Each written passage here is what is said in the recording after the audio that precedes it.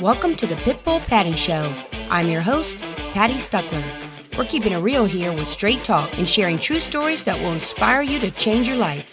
Are you ready for this? Because here we go.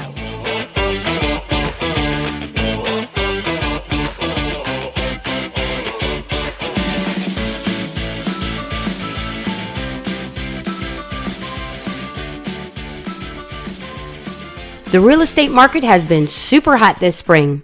There's been a low inventory of homes for sale, and it's increased the number of multiple offer situations for buyers dramatically. So what are the secrets to give you the best chance at being the buyer that gets the house? My guest today is a realtor who can offer up his top 3 secrets to be the winning offer. He sold real estate in New York City with a highly successful team in Manhattan for several years. He's now a top-selling RE/MAX 1 agent in Maryland, and I'm proud to say he's my son, Conor Stueckler. Welcome, Conor. Hey, I'm glad to finally make the cut and earn my stripes. And Haley got to do it, so I'm really Yay. looking forward to it. Well, I'm so happy to have you on here, Conor. I'm just thrilled, tickle pinked. So, and you're so good at this topic. You really have some great secrets that I think listeners could really benefit from. And Sure. I know I've seen a lot of multiple offers this year. It's just been kind of crazy. Now, I do want to caution listeners. Sometimes sellers will say, "Well, it's such a great market this spring," and that's absolutely true. But if you overprice your house too much, you're not going to get multiple offers. It's just a fact. So just keep that in mind. Sometimes I want to throw that little caveat out there right up front, because I know people will ask me about that. So I'm going to give you Sure. the answer right now.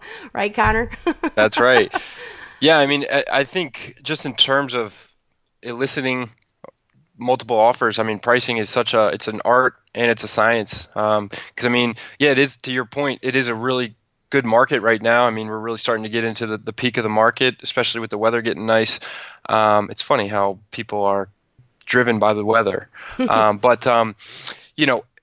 We are seeing a hot market right now. I mean, I've had a number of multiple bid situations. I mean, probably I think 5 out of my last 6 offers have been multiple bid situations, and I've been lucky enough to win 4 out of those 5. Yes, there are multiple bid situations right now, but if you're pricing it too high and you're not going to get people through the door, then you're not going to get any offers, let alone multiple offers. So it is a fine line, and it's a delicate dance, and it's an art and a science. That's why you're the best. Well, and before I ask you, for some real specific tips on what buyers can keep in mind to hopefully be the winning buyer of a house that they're interested in and put an offer in, are you finding that there's certain price points that you, at least in this area, suburbs of Maryland, outside of Washington, D.C., that you're finding that you're more likely to see multiple offers? So, I think that's a really good question. And before I had these 4 or 5 multiple bid situations, I would have said yes. But the way it's actually shaken out, I really think it's each case is individual. It's each case is unique, and it really depends on the property itself. So, I had one that was at $750. I had one that was at $600. I had one that was at $335, and I had one that was at $240. So, really kind of hit every mark there in terms of the price point. So it's like I said before I had these 5 multiple bid situations, I would have said yes. I would have said, it's usually kind of in the middle ground. Like I would have said like 300,000 to 400,000, but the reality was it's only been one of my last 5. So it's kind of unique. Yeah, so now when you're showing buyers these homes, and you're talking about a huge swing there from $240,000 house to a $750,000 house, are they properties where they show extremely well, or they're just seen as priced really well for the market compared to their competitors? So in my experience, it's been homes that are like move-in ready. They're got granite countertops. They've been totally renovated, at least for the most part. So they're showing really, really well, and you can tell. With the way they're priced, that hey, this is going to be kind of a hot property, and then when you walk in, and it's like, man, I don't have to do a thing to it. I can move right in, and have a great home.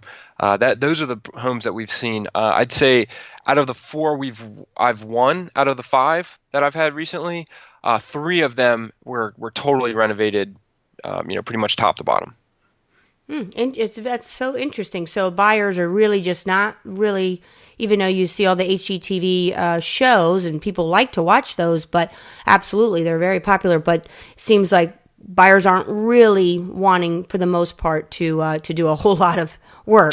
No, I mean that's what's so funny is everybody says that they want a fixer upper, and then it's you take them into one, and it's like, man, this one actually doesn't even require that much work, and it's like, ew, this is gross, and it's like, well, this is exactly what you said you wanted, but their eyes don't match their hearts, I guess.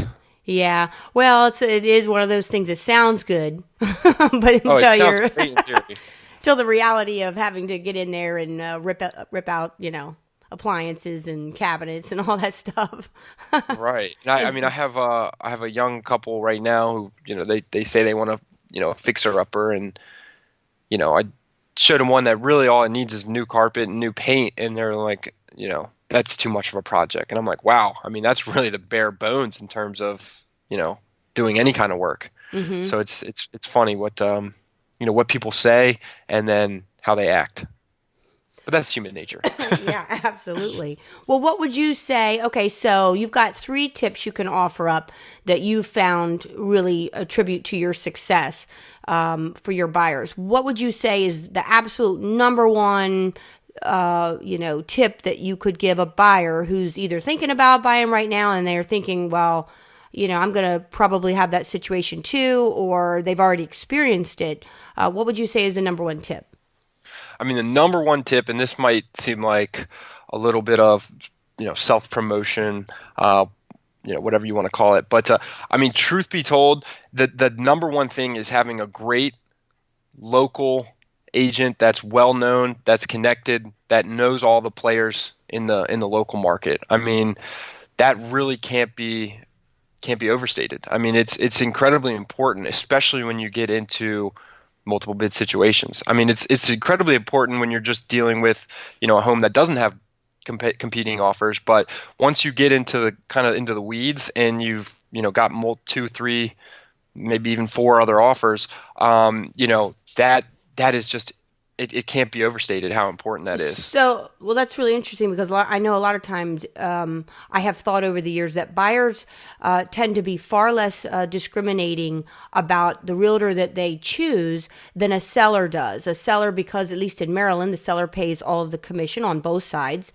And so I notice in selling property that they really do their homework. They really want to interview you, including or multiple agents oftentimes, and they do their homework on you before you even walk in the door. So whereas buyers, it's like, oh, can you just, open the door for me? And yeah, write up this contract. So they don't seem to. So it's interesting that you would say for a buyer, your advice would be, and why would that be? Why is that? So why would that matter if they were well connected in the local community, your representative?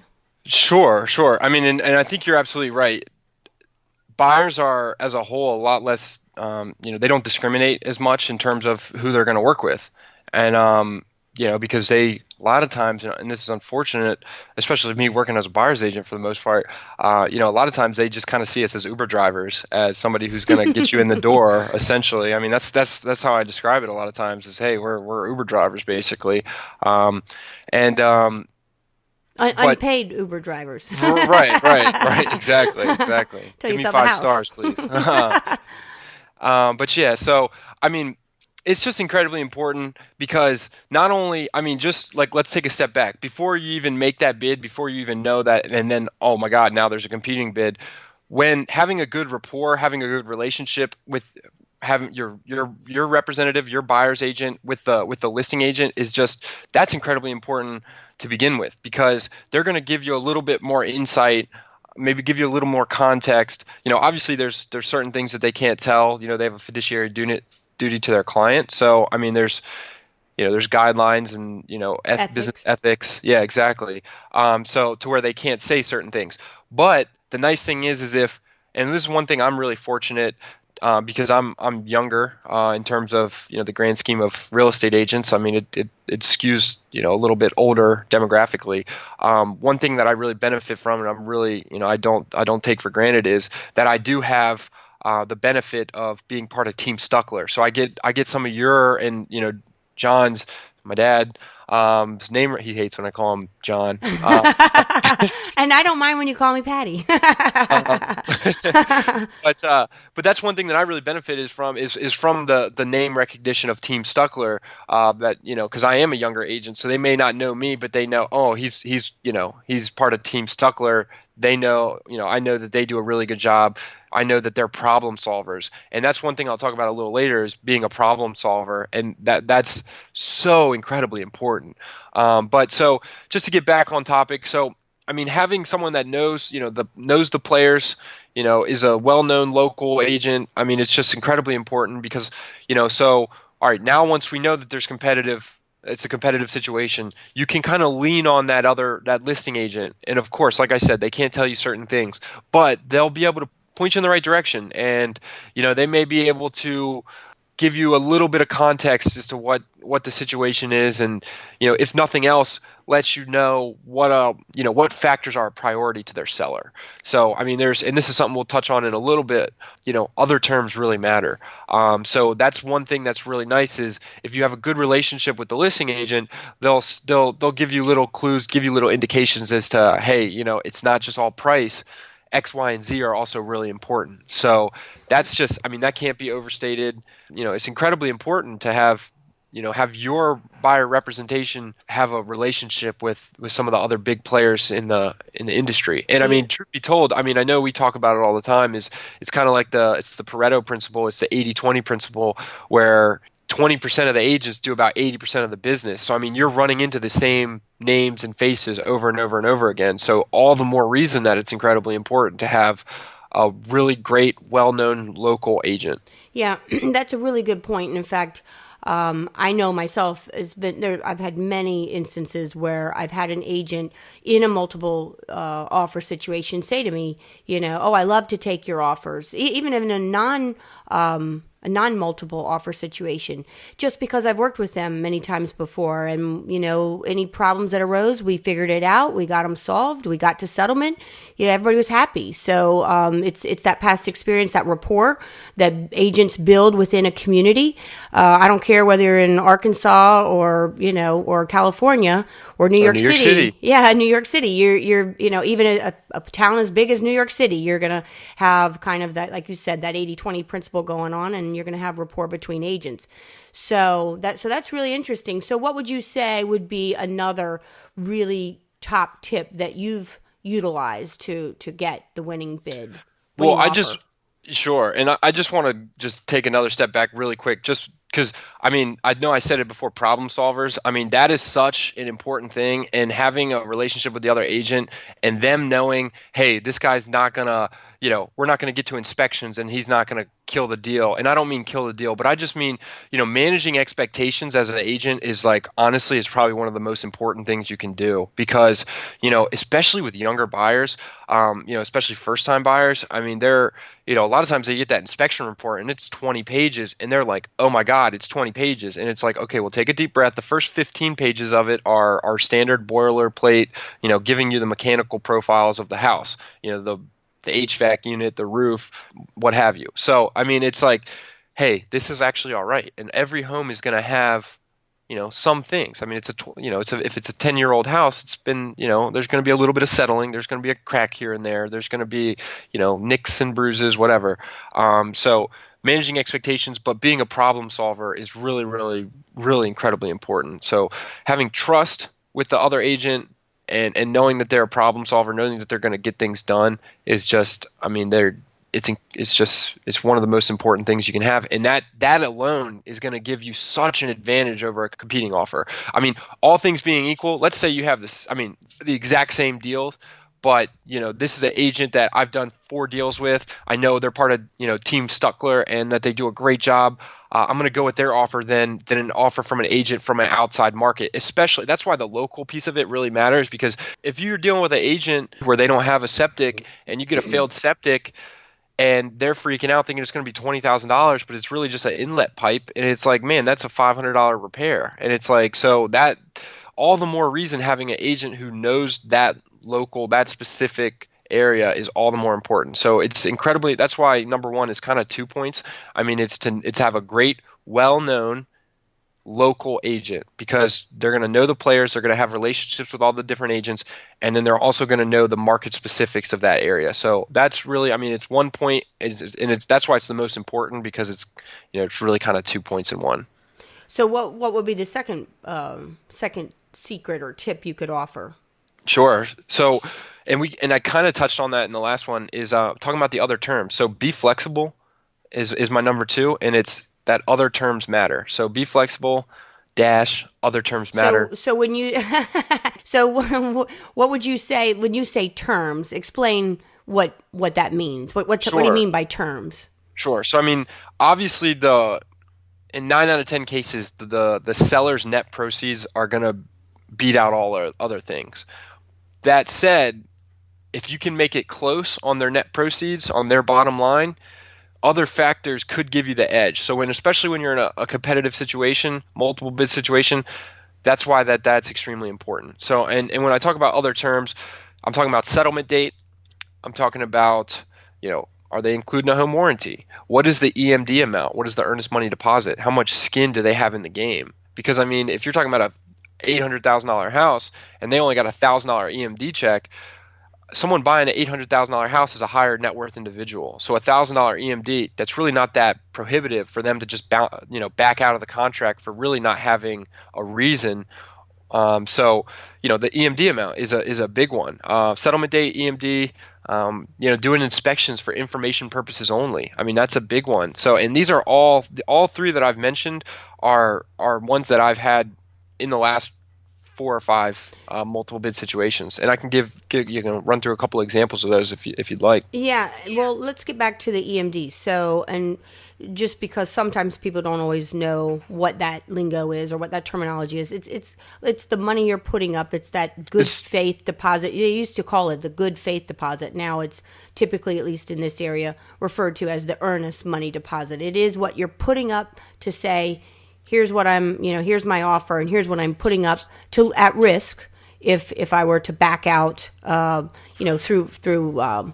throughout the contract at some point where I was not still within a contingency phase at that time. Exactly. And I always describe it as skin in the game. It's how much skin in the game they have, because, like I said, if, you can always back out, and then, you'll have to pay that earnest money deposit. So, depending on the price point, that can really strengthen an offer. And so I had one that was, a higher price point, multiple bid situation. And we said, we knew there was another, the home had only been on the market one day. It was the first day on the market, got multiple bids. So that tells you, it was a really hotly contested, very desired property. Really sought after property. Yeah, exactly. So, so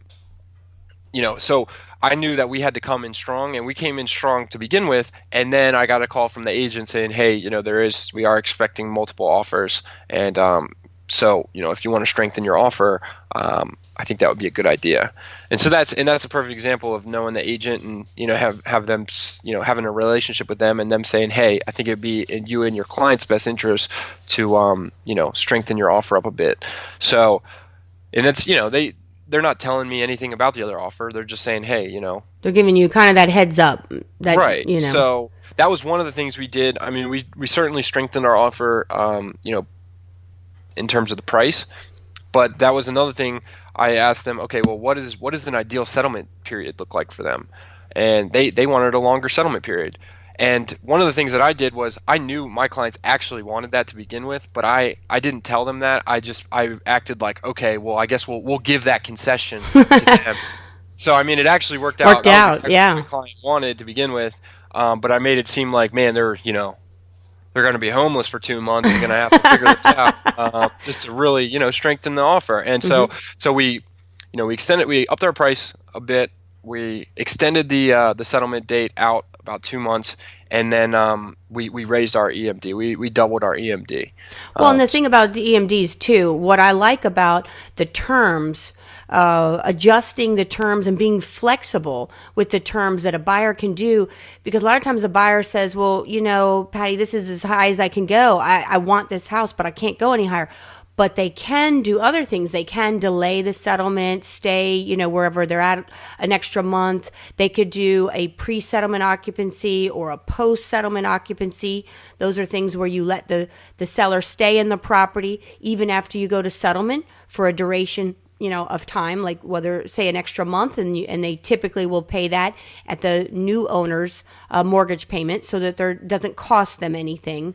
But it really helps the seller not have to move twice or whatever they're doing. Exactly. Or a pre-settlement where the buyer moves in before settlement, if for some reason that helps, one side or the other. In a case of a buyer on a multiple offer situation, it'd be most likely a post-settlement occupancy that you'd be probably working out if that was something that was desirable for the seller. Right. Exactly.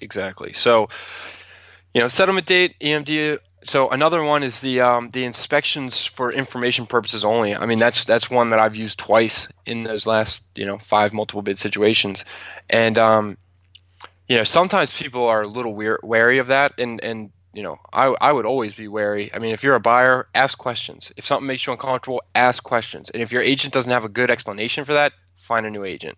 I mean, and I know that may seem a little harsh, but this is the biggest investment you're going to make in your life to date. If your agent doesn't know how to answer a question, that's a red flag. So ask these questions. So, and be skeptical and be wary. I encourage skepticism for all of my clients. If I tell you to do something, I want you to ask me why. So for the no inspections part, I had one client who was like, man, I don't feel comfortable doing that at all. And I'm like, well, let me just talk you through it, and then you can make a decision. So, I mean, from that perspective, I said, look, this is really going to strengthen our offer. This is a brand new house. So, I mean, there's very likely, and trust me, that's one that I do keep in my back pocket. I don't throw that one out there. Like that wouldn't be your first recourse, right. I'm sure. Right. Yeah, exactly. I would do settlement date first and see if we can figure that out, and see if there's anything else we can do to sweeten the deal before I would go to the inspections. At the same time, it's really not giving up much, and here's why. So, I mean, when you have the property inspections addendum, you put in your time frame, you do the inspections, you get your inspection report, and then you have an opportunity to ask for repairs. Now, any repairs, they're not entitled to do any of those unless they're a lender required repair and that your financing is contingent upon it.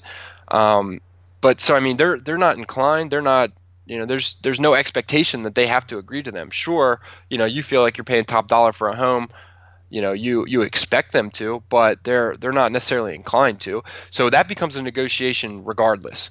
So, it's by what I do is I say, hey, let's make our inspections for information purposes only. And what we do is we still retain the right to back out based on the inspection findings. So we retain the right to back out based on the findings of the home inspection.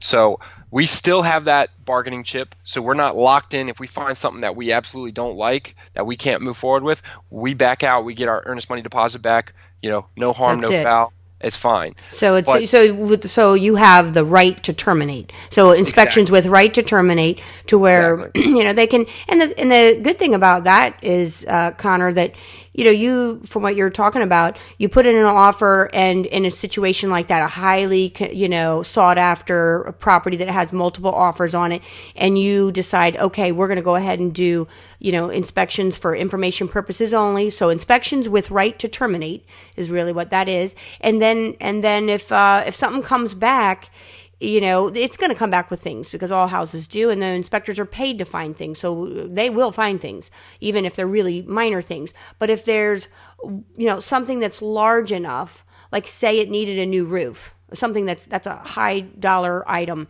then the buyer could say, well, we want a new roof. We're not nickeling and diming you on all this other stuff. We're not going to ask for any of these other things. but that is a deal breaker for us. And then it still gives the seller the right to say, well, okay, I mean, any other buyer, to be honest with you, is probably going to ask for it too. So oftentimes they would actually do it. And so even though you put in the offer, with the as is with right to terminate, and just doing the inspections. But, you end up sometimes having a seller that will agree to a big ticket item just to have it go forward, and it would be likely to come back on another offer. Right. And what you just said is exactly what I explain to my clients is, so, I mean, really, it's kind of like having your cake and eating it too. I mean, I don't want to give out all my trade secrets in case any of my competitors are listening. But by doing that, from the seller's perspective, they're like, man, they're only doing inspections for information purposes only, but we keep the right to terminate. So a lot of times I come back and I ask for 2 or 3 or 4 things anyways.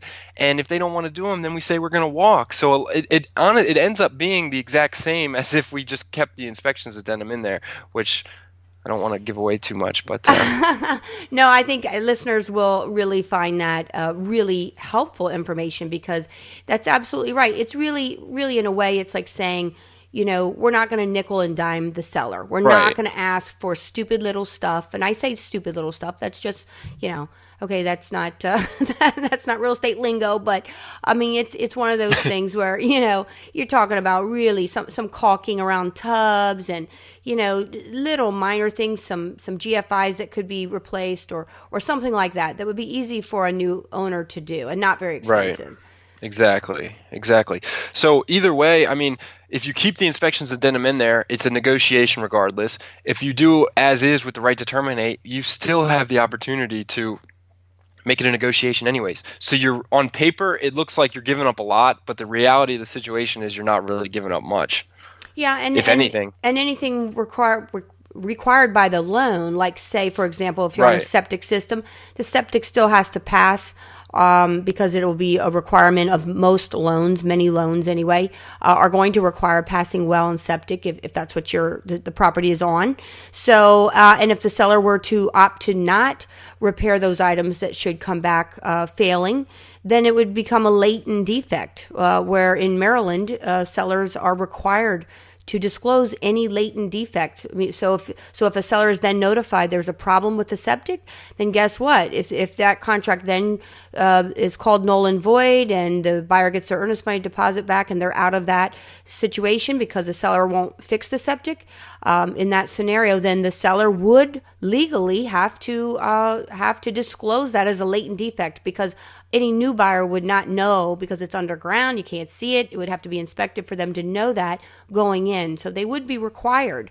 We literally have addendums in Maryland that say such things that they have to disclose. So, you're absolutely right. That's a really good tip, a good thing to offer.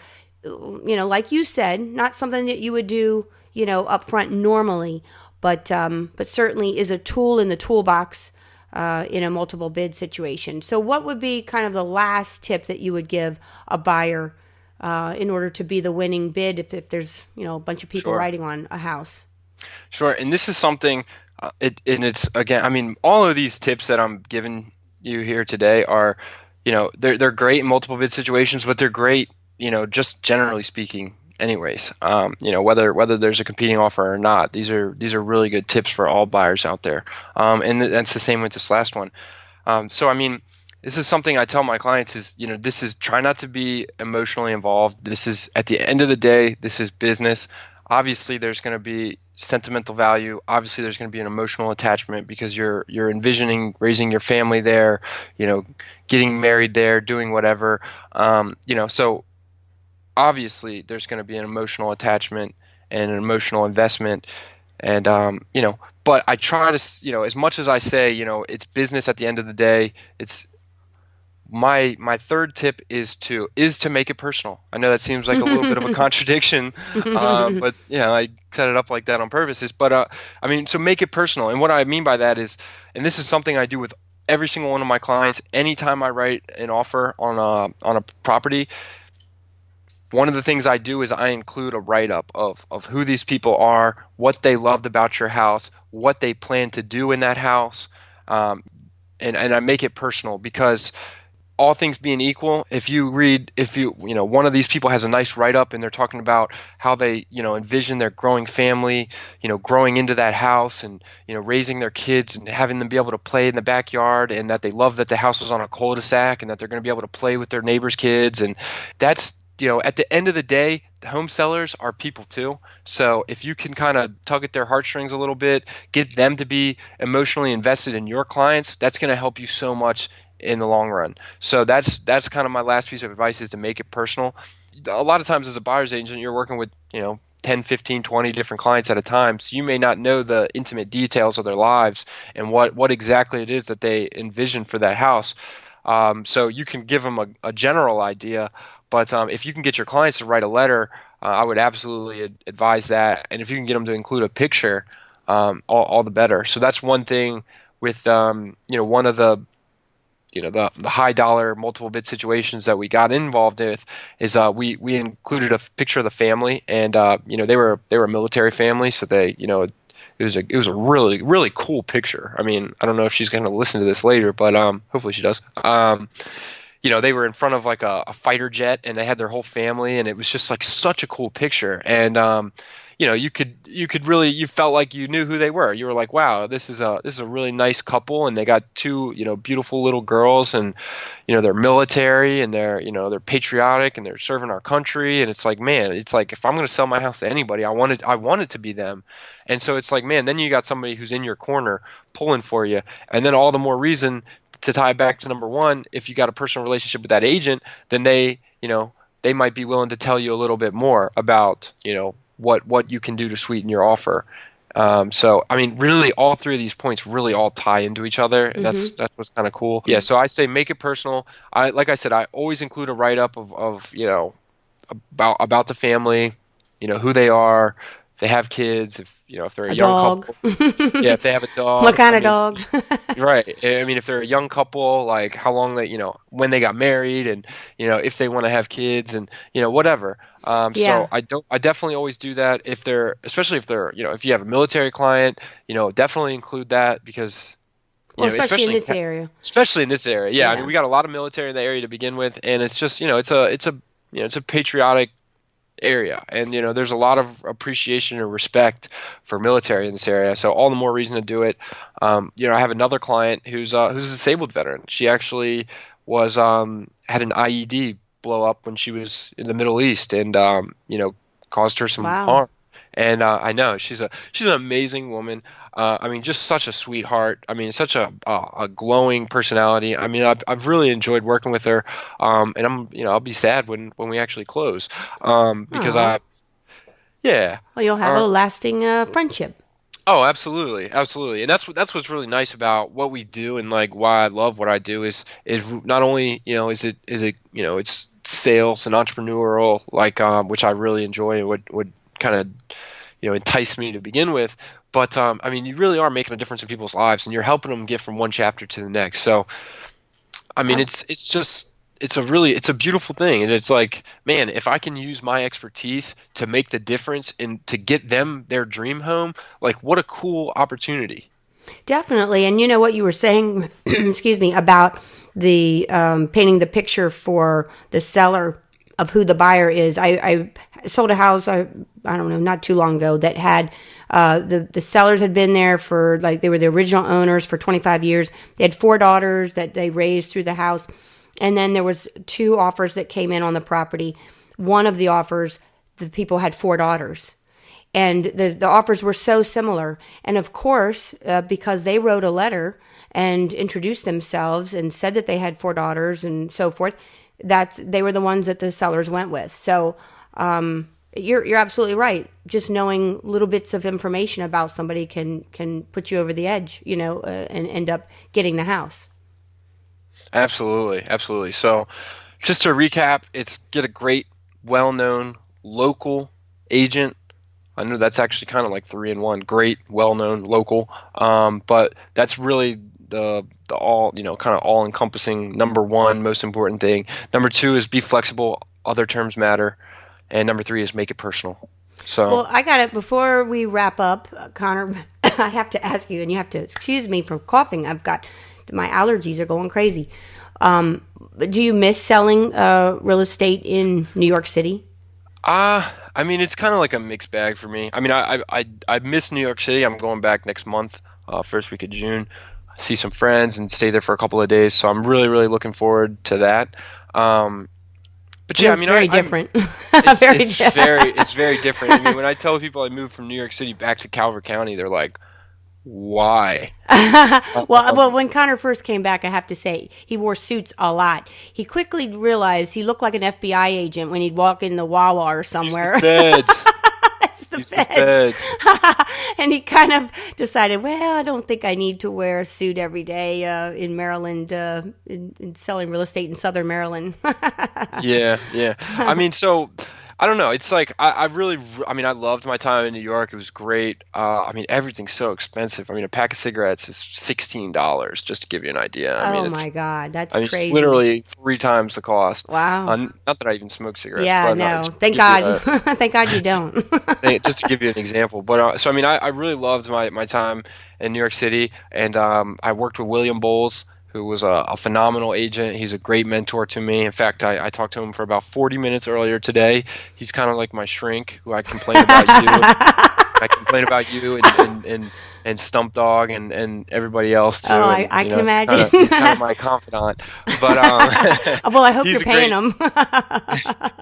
he's a great agent. And I mean, so if you're ever looking in New York City, look up William Bowles. It's Bolls. He's a phenomenal agent. He's about the nicest guy I've ever met. Glad you guys gave a shout out to William because he is Yeah, of course. phenomenal. He is a super nice guy and, has an office that overlooks Central Park. Central Park. Yeah, thank you. Central Park. So very cool. Well, how can people find you, Connor, if they want to, Yeah, I get mean, in you can. touch?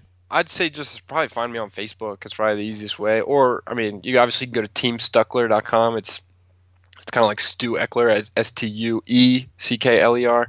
Yeah, Um, it's German, although we're not really that German, apparently. yeah, We we all had had our our DNA DNA test. tested, and like I don't even know who I am anymore. But whatever. Well, you're Finnish. I'm Finnish finished. and Irish and English.